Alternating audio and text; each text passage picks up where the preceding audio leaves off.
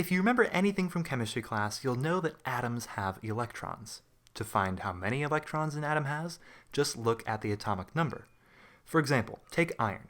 The atomic number is 26, and this tells you that an atom of iron has 26 protons in its nucleus and 26 electrons surrounding it. But these electrons don't just run around completely randomly. There is a pattern to how these electrons arrange themselves. First of all, this is not a good representation of an atom. The nucleus of an atom is actually way, way smaller in comparison to the size of the whole atom. So the scale is like totally off, but in addition to that, this is not what electrons look like. They're not just little dots that spin around in circles. It's more accurate to say that each electron contributes to a cloud of negative charge density. According to traditional quantum mechanics, due to something called the Heisenberg uncertainty principle, we can't know the position and momentum of an electron to great accuracy. So instead, we can create what's called a probability cloud, a region of space most likely to contain said electron. It's important to note that if you see a probability cloud that looks like this with these fine boundaries, this doesn't mean that electrons are strictly bound within this shape. It just means that the further you move away from it, the less likely it is for an electron to be there. Okay, cool. So electrons occupy these kind of weird probability clouds. But what is the pattern to how these electrons arrange themselves? Well, you can think of it kind of like giving each electron an address to where it lives. Just like how you might say you live on 1000 Lombard Street, San Francisco, we can categorize electrons in a similar way. Where the broadest term in this analogy is San Francisco, the broadest category with electrons is the shell. The first shell is closest to the nucleus, the second shell is a little further out, the third shell a bit further than that, and so on. And just like how Lombard Street is in San Francisco, subshells are in shells. Subshells make up shells. They have different names like S and P and D and F and all sorts of different shapes, but I'll get to that a little later. And just like how Lombard Street is made up of a bunch of different houses, like number 1000 for example, subshells are made of some number of orbitals. Again, I'll get to more specifics later in the video, but those are the three levels. Shells are made of subshells, and subshells are made of orbitals. So let's start by looking at the most basic atom, a hydrogen atom, one proton and one electron. Except the electron doesn't simply orbit in a circular ring. No, instead what we can do is place this electron in the first shell. Now, the first shell is a very simple shell. It only has one subshell, called an S subshell. And S subshells only contain one orbital. The first shell is kind of like a city with just one street and one house. So hydrogen's one electron is placed in the orbital of the S subshell in the first shell. Now, electrons have another property called spin. You don't have to worry too much about what the term spin means, but you do need to know that electrons either have spin up or spin down. And something called the Pauli exclusion principle states that a single orbital may only contain a maximum of 2 electrons. And if the orbital contains 2 electrons, the electrons must have opposite spins. One has to be spin up and the other spin down. So if we look at the next element, helium, with 2 electrons, the second electron can occupy the same orbital in the same subshell in the same shell as the first electron, except it has to have opposite spin. A helpful way to diagram these electrons is with an orbital diagram. Because this is the S subshell in the first shell, we call it the 1s subshell. And the arrow pointing up indicates an electron with spin up, and an arrow pointing down indicates an electron with spin down. So what happens when we move to lithium? Lithium has 3 electrons, but one orbital can only take up to 2 electrons. So what happens to the third? Well, we need to put it in a new orbital. And remember, the first shell is super simple. It's the city with one house and one street. So filling up this orbital has filled the entire shell. So now we have to move into the second shell. It starts off exactly the same as the first, an S subshell, except this time it's a little further out. It's in the second shell. So these electrons are more likely to be found further from the nucleus. So next, if we look at beryllium with 4 electrons, that fourth one occupies the second space in that 2s subshell, just this time with spin down. But things get weird when we get to boron with 5 electrons. The 2s orbital is full, and we need to add another electron. But instead of going straight to an entire new shell, because the second shell is a bit further away, there's more room to accommodate more electrons. So we can add another subshell. but instead of an s, now a p subshell. The p subshell is made of 3 separate orbitals that look like this, and all exist perpendicularly around the same nucleus. And because each orbital can hold 2 electrons, the p subshell can hold the next 6 electrons. So the 5th electron will occupy one of these p orbitals. And just to be clear, this is the 2p subshell because it's in the second shell.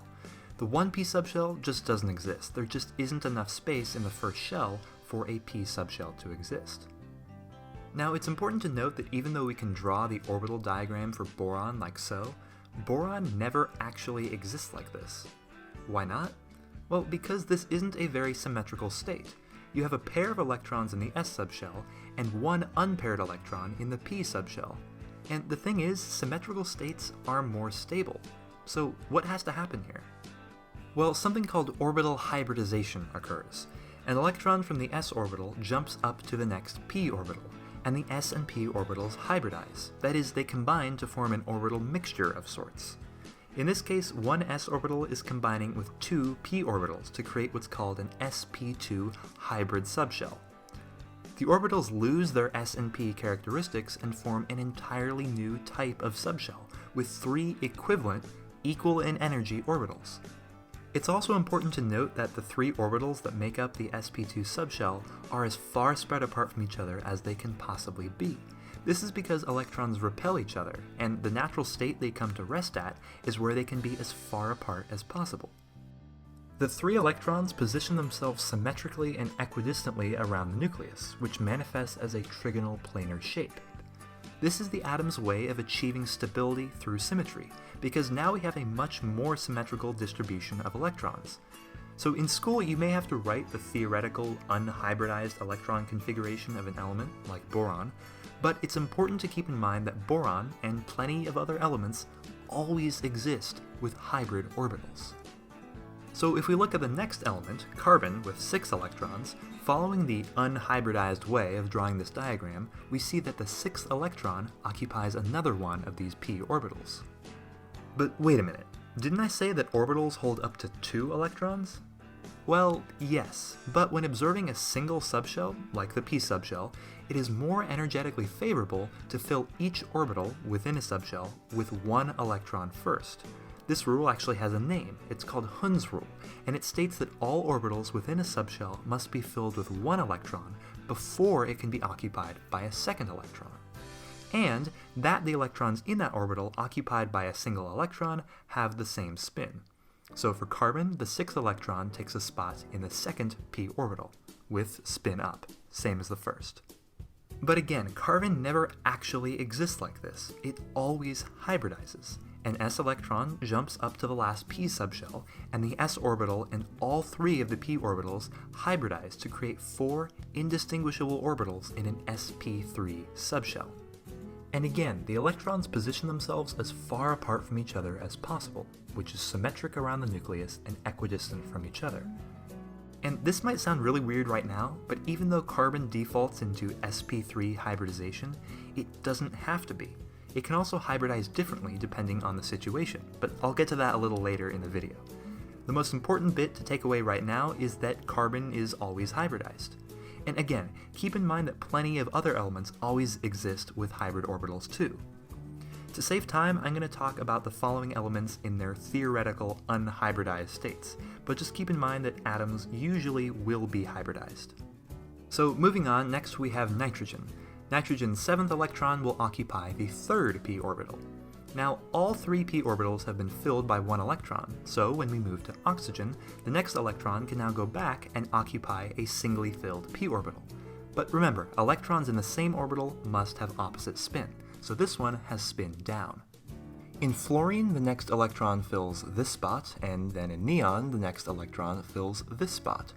Now we've filled up the entire second shell, so now we have to move on to the 3rd shell, starting with the 3s subshell. In sodium, the next electron fills the first spot in the 3s subshell, and in magnesium, the next electron fills the second spot in that orbital. Notice that this still follows Hund's rule. In the s subshell, there's only 1 orbital, so the electron doesn't have to worry about filling the other orbitals within the subshell, like it did with the p subshell. so it can just fill the second space in the only 3s orbital, just with opposite spin. And the same process happens with the next elements. Aluminum's last electron fills the first spot in the 3p subshell, followed by silicon, phosphorus, sulfur, chlorine, and argon.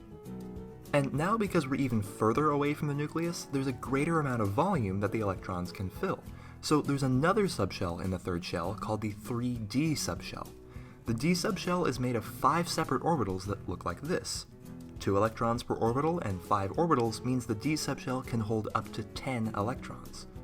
So logically speaking, the next element, potassium, should fill the first spot in the 3d orbital, right? Wrong. You see, for reasons that are beyond the scope of this video, the bigger and more complex orbitals are more energetically expensive to fill. The s subshell always fills before the p subshell, and the p subshell always fills before the d subshell. Now, this effect is actually so pronounced on the d subshell that the 4s actually fills first. Even though the 4s subshell is at the next level, it fills before the 3d. I know, that's really weird, but this is just how the world works. So potassium and calcium fill the 4s subshell next. Then the 3d subshell can start to fill, following Hund's rule. Scandium, then titanium, vanadium, and then chromium. Wait, what happened there? Well, starting with chromium, we start to get irregularities. Look, 1 electron from the s subshell suddenly moved to the d. As it turns out, having every orbital in the d subshell singly occupied is a more symmetrical state. And by losing that 1 electron, the s subshell doesn't really lose any symmetry. It's still a sphere. Singly occupied, but still a sphere. Because the state is more symmetrical and it's pretty close to the standard order of filling, only 1 electron has moved, this is a more stable state. And the periodic table is riddled with these irregularities. Copper, niobium, molybdenum, ruthenium, rhodium, palladium, silver, all irregular.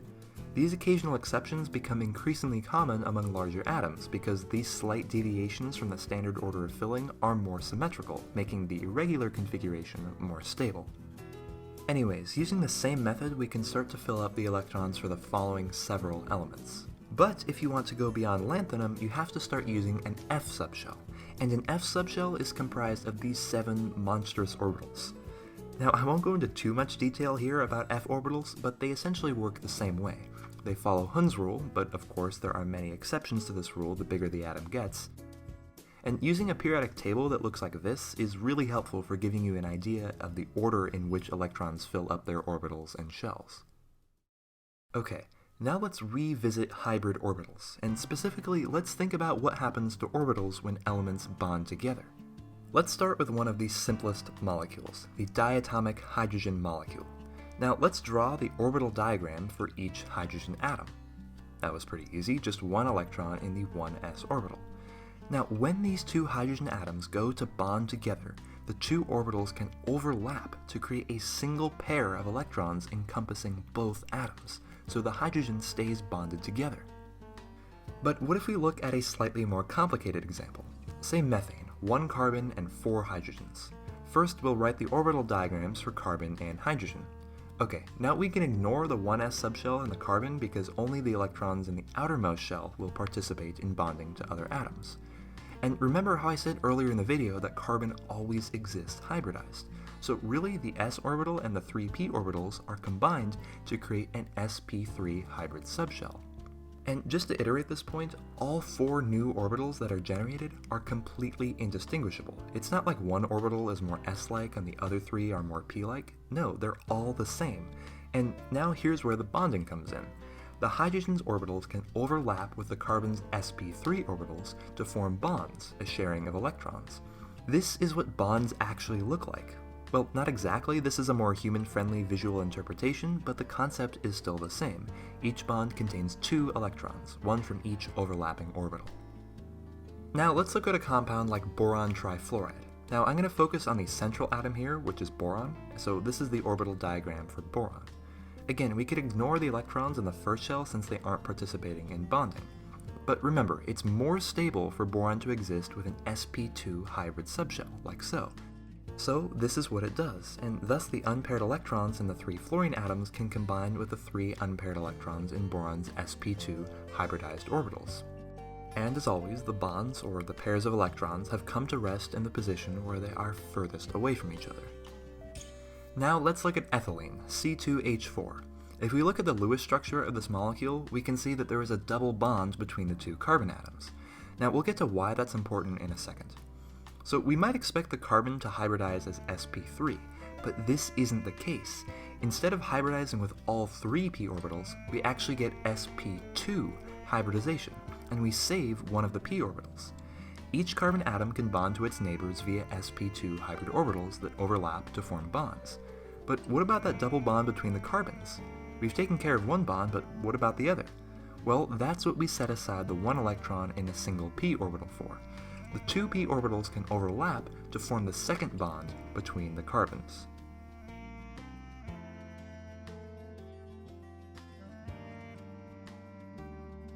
Now take another example, beryllium chloride. How does beryllium hybridize? Well, one electron from the s subshell jumps up to the p subshell, and now just one s and one p orbital hybridize to create an sp hybrid subshell. Similarly, if we look at acetylene, C2H2, you'll notice that it has a triple bond. So here is the theoretical unhybridized orbital diagram of carbon, but in actuality this s electron jumps up to the p, and we set aside two p orbitals, one for this bond and one for this bond. So just one s and one p orbital hybridize to create sp hybridization. Each carbon atom can bond to its neighbors via sp hybrid orbitals, and then because both carbons have two leftover p orbitals, they can overlap to create two more bonds.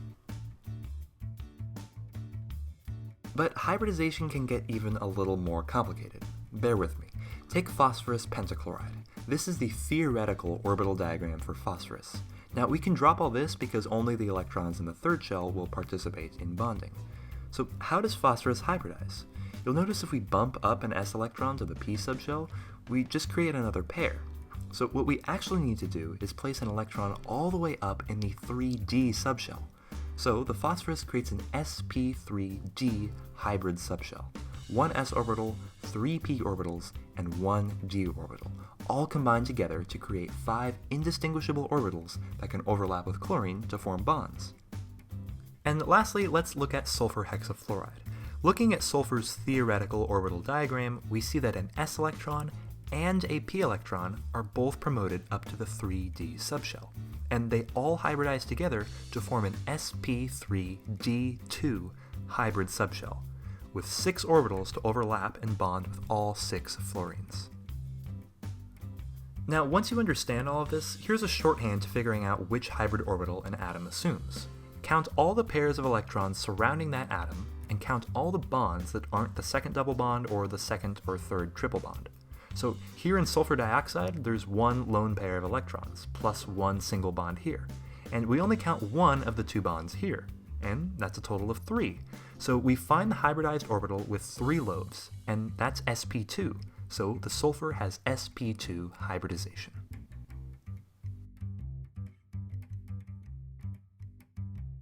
And that about covers the basics of orbitals and orbital hybridization. Of course, the deeper you dive into the realm of science, you can find more and more information, as well as more debate between scientists. At this more involved level, there are just some things we still aren't completely sure of. But I hope this video has helped you through understanding the nitty-gritty mechanics of electron orbitals and hybridization, and that you can walk away as one of the privileged people in this world who understand how electrons arrange and tie themselves to other atoms. Thank you for watching this video of On the Shoulders of Science, and I'll see you next time.